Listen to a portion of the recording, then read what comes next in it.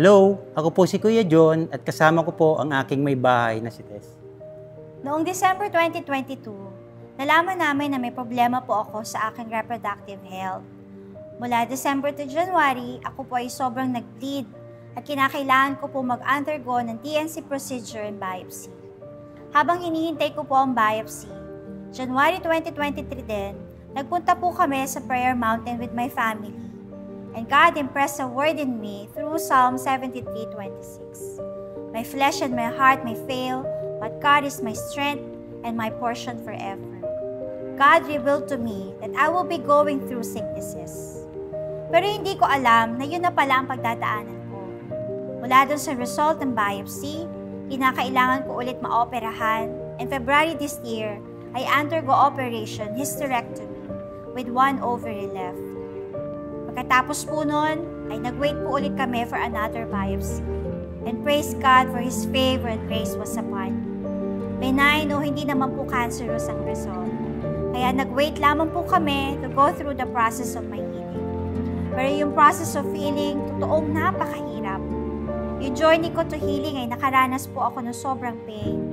Nag-cause po ng mga side effects yung aking mga painkillers and it led to mild ulcers. At halos from ilang months, I have series of infections. Pabalik-balik po kami sa doktor at ospital at totoo pong naging traumatic na po sa akin ang mga pag-check up sa clinic at pagpapatingin sa doktor.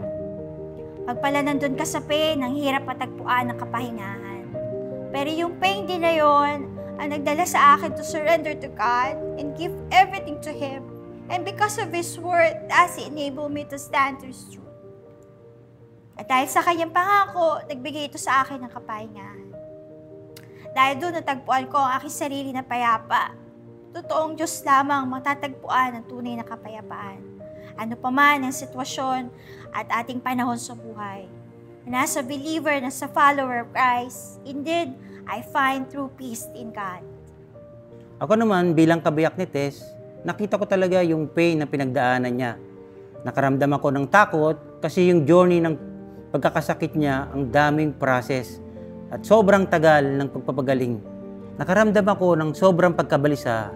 Sa tuwing nagpipray ako, talagang ramdam ko na minamadali ko si Lord na yung process ng pagpapagaling niya ay dapat tapos na at wala na, parang magic. Pero hindi pala ganyan. Pero sa kabila ng lahat, natuto akong magtiwala sa Panginoon at maghintay sa Diyos na alam ko sa kabila ng pagsubok na ito, siya ang aming kapayapaan. Bilang mananampalataya at tagasunod ni Jesus, siya ang nagbibigay sa akin ng lakas, pag-asa at kapahingahan.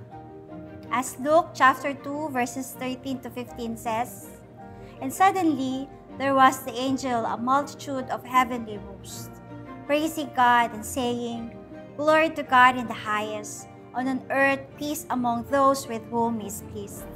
When the angels went away from them into heaven, the shepherds said to one another, Let us go over to Bethlehem and see this thing that has happened, which the Lord has made known to us.